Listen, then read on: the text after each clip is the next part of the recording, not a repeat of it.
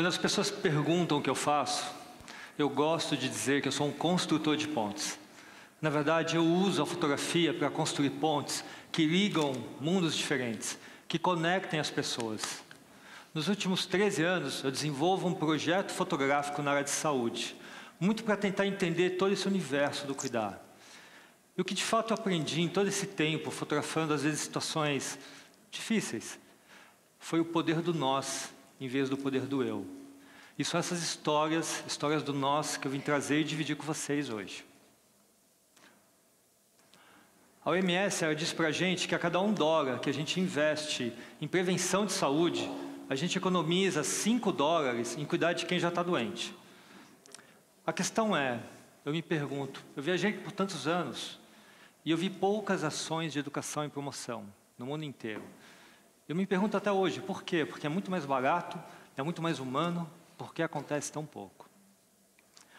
Em 2010, eu estive no Haiti, logo após o terrível terremoto que teve. Inclusive, eu estou com um grupo de pessoas que estiveram comigo aqui.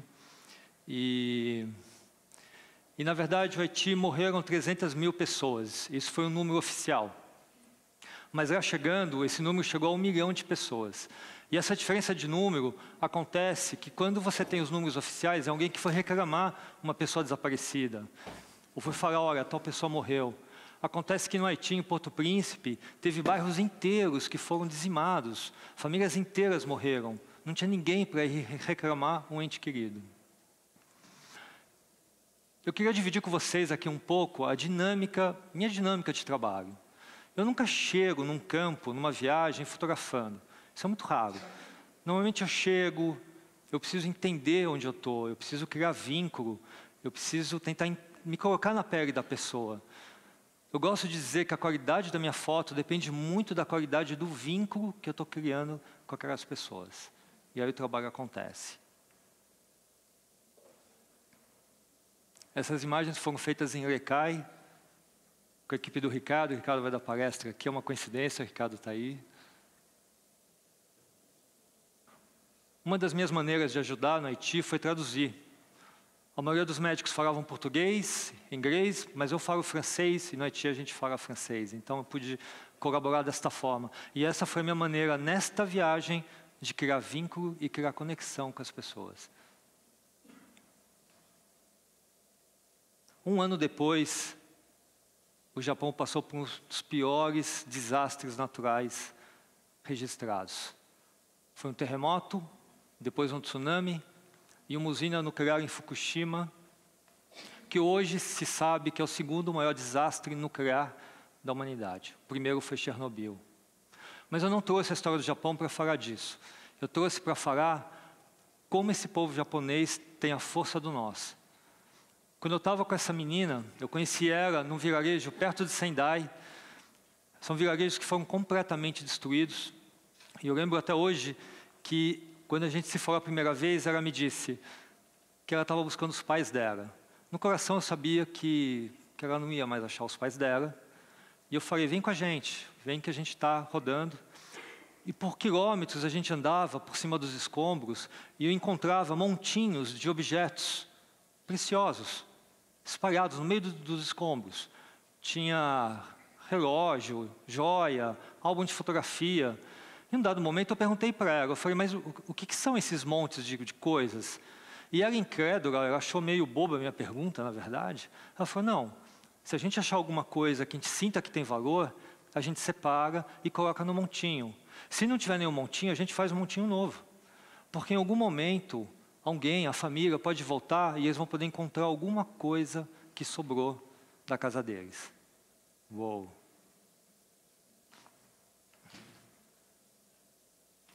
Eu acho que a grande diferença que eu senti do Haiti e do Japão tem a questão financeira, claro, mas tem a questão de educação, que o povo japonês ele é educado desde pequeno a como lidar com o terremoto. Depois eu estive em vários países da África. Esse aqui é o Lesoto, é um pequeno país incrustado na África do Sul. Depois eu trabalhei em Uganda. Uganda eu trabalhei com desnutrição e com hospice. Depois eu vou falar sobre isso. Depois eu fui para a Bolívia. Na Bolívia eu fui trabalhar numa mina. Tem uma cidade, Potosí, que era inteira, funciona à base de uma mina muito antiga. A questão lá é que a média de vida das pessoas é de 30 a 35 anos. Os homens costumam trabalhar dentro das minas e as mulheres trabalham do lado de fora das minas.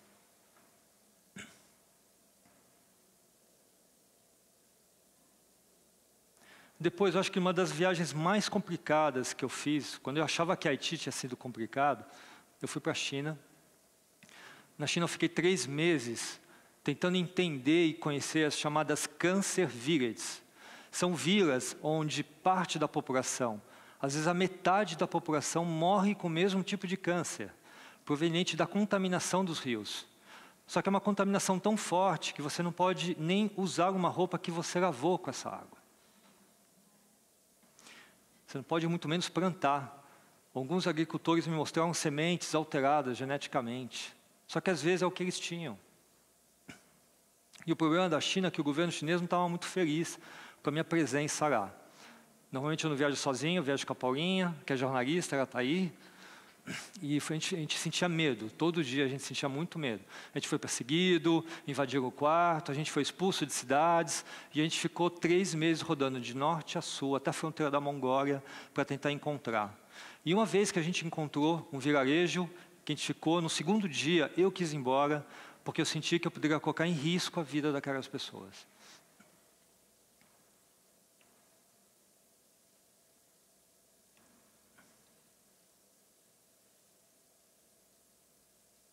Quando eu volto de viagem, as pessoas costumam olhar para mim, meio incrédulas, falando: André, como é que você consegue fazer esse tipo de foto, esse tipo de viagem? Acompanhar esses médicos malucos. Né? Como é que você faz isso? Você não fica triste, você não fica deprimido? E na verdade, gente, é exatamente ao contrário. Claro que tem dias que é triste. Tem dias que eu fico muito triste, tem dias que a Paulinha fica muito triste, tem dia que os dois estão acabados. Mas lá no fundo, quando eu faço esse tipo de trabalho, eu me sinto fazendo parte de algo muito maior do que eu mesmo. Mas aí eu percebi como a gente tem muito medo de se envolver com a dor do outro. A gente se afasta para se proteger. Mas quando a gente faz isso, a gente cativa a solidão dentro da gente. E aí que eu percebi outra coisa assim transformadora nesses 13 anos fotografando saúde. Eu percebi que quando a gente reconhecer a dor do outro na gente, nós seremos curados. Curados da solidão, do tédio, curados daquela profunda tristeza, sabe, que bate em nossos corações de vez em quando, a gente nem sabe de onde vem. Tudo isso que a gente falou está super relacionado com uma filosofia africana antiga chamada Ubuntu, que significa: eu sou porque nós somos. Eu sou porque nós somos. Eu fiquei pensando muito nisso. Serei feliz quando nós formos felizes? Serei realizado quando nós formos realizados? Eu queria voltar para o Haiti com vocês e contar uma história, dividir uma história com vocês. Quando eu fiz a foto dessa menina, fazia alguns dias que ela tinha sido amputada, não lembro quantos dias. Ela ficou dias, 2 ou 3 dias, presa nos escombros. E ela é uma vítima desse terrível terremoto que aconteceu em Porto Príncipe. Mas eu queria muito que vocês olhassem para essa imagem, além do fato de ela ser uma vítima. Na verdade, a gente vai fazer diferente. Eu queria convidar todos vocês para serem fotógrafos por um momento. Vocês topam? Legal. Se acomodem aí. Respira fundo comigo, uma vez.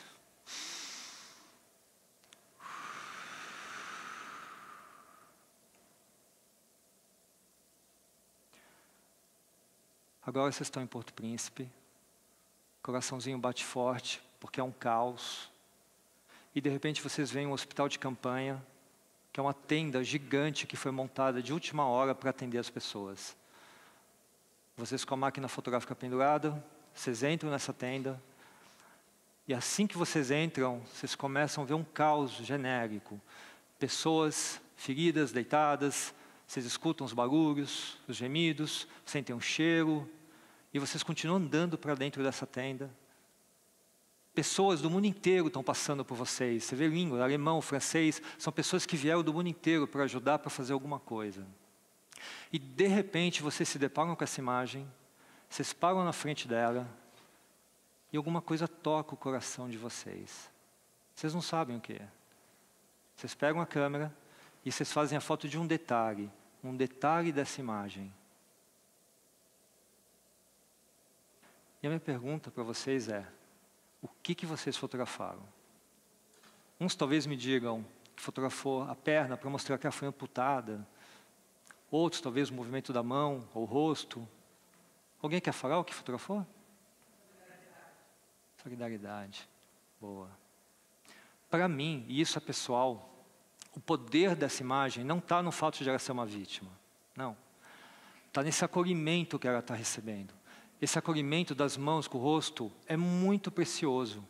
E aí me vem uma frase incrível de uma médica inglesa chamada Dame Cicely, que ela diz que o sofrimento ele só é intolerável quando ninguém cuida. Mas para cuidarmos, a gente precisa primeiro o quê? Olhar para o outro. E quando a gente olha para o outro, a gente começa a sentir parte de algo muito maior do que a gente mesmo. Agora a gente vai voltar para o Brasil, para uma aldeia Yanomami.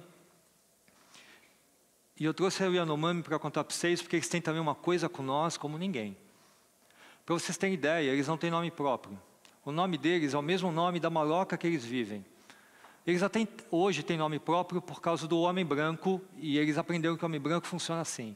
Mas de raiz eles não têm. Às vezes você anda na aldeia e vê uma cena dessa, provavelmente essa criança nasceu dessa mulher, mas talvez não.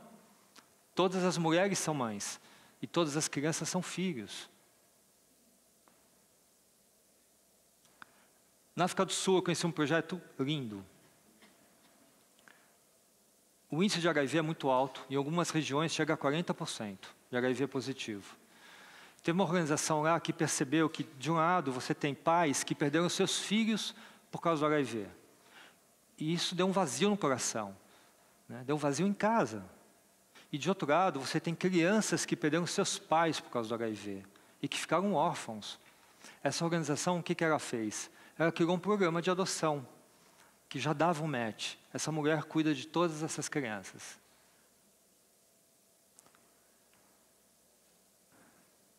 Agora nós vamos para o Quênia. Nairobi, capital do Quênia. Eu trabalhei por um tempo numa das maiores favelas do mundo, em Nairobi, chamada Kibera.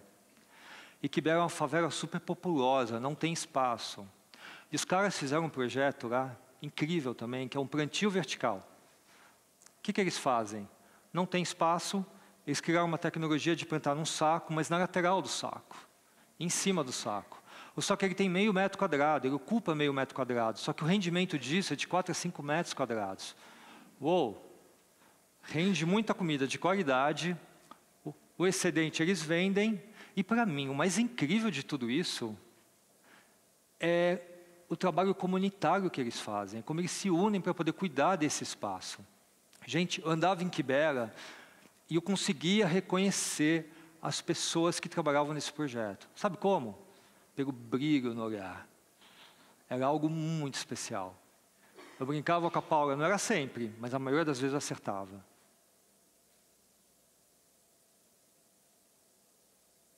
Em Moçambique eu trabalhei com os Médicos Sem Fronteira.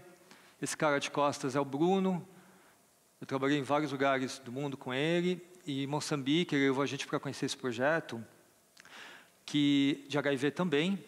E o grande problema em Moçambique não é você ser HIV positivo. Isso ok, tranquilo, tiro de letra. O problema é que uma vez por mês eu tenho que buscar meus medicamentos. E eu perco meu dia de trabalho. E eu posso perder meu emprego. Aí não. Aí é problema sério. Esse é o grande problema. O que eles fizeram? Eles juntaram em pequenos grupos de 4 a 7 pessoas, primeiro, para que eles pudessem conversar e trocar essas experiências.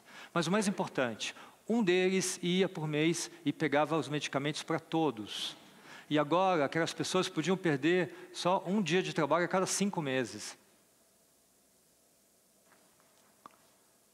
Na verdade, eu aprendi que o universo do cuidar e que a humanização, antes eu achava que era um grande projeto, mas no fundo não, é um conjunto de pequenas ações É um pacotinho de ações legais que mudam a vida das pessoas.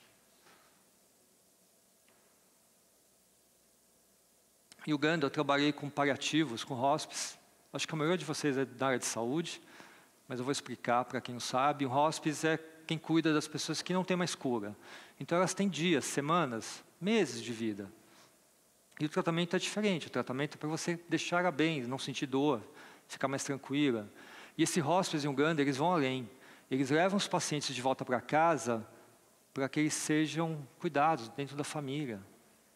E aí me vem um pensamento muito forte que a gente não consegue curar sempre. Nós não temos esse poder. Mas a gente tem o poder de cuidar até o final. E isso faz toda a diferença. Eu acredito que a fotografia ela é muito poderosa para construirmos pontes. Ela é uma ferramenta incrível para a gente criar conexão entre as pessoas. E na verdade, gente, apesar de ter viajado muito para documentar essas histórias e trazer essas histórias para vocês, eu pessoalmente, eu senti que para eu me conectar com o outro, eu não preciso ir para a Uganda, eu não preciso ir para a China. Eu posso fazer isso aqui, com um amigo, com um familiar, com um desconhecido. Na verdade, eu sinto que quando eu faço isso, eu me sinto muito mais humano. Eu sou, porque todos nós somos. Obrigado, gente.